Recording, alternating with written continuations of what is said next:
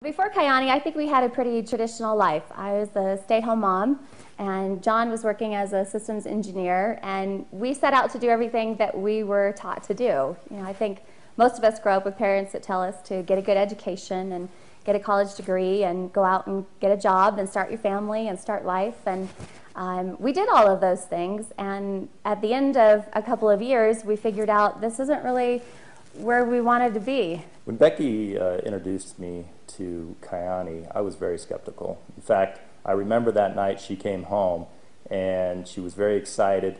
She came home, she told me, "Hey honey, we just started our own business, and by the way, it only costs $4.99.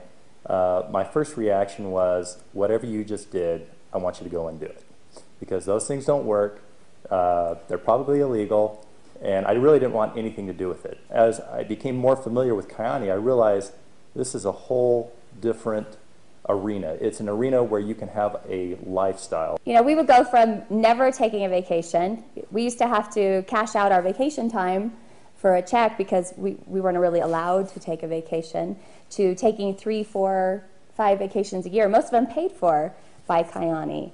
And being able to take our kids and being able to hang out with some of our best friends, our family members, and a lot of people that we never even knew before Kyani are some of our best friends. Honestly, it hasn't been what we've done. It's a matter of Kyani coming into our lives, and we really attribute it to the company and the products and the people that we've been able to surround ourselves by. I always used to tease John that I was never going to be the stay-at-home mom driving a minivan, and yet here we were a few weeks ago driving a Bentley and driving a Ferrari and trying to figure out which one we liked, and it's this whole other world that we never even saw ourselves in.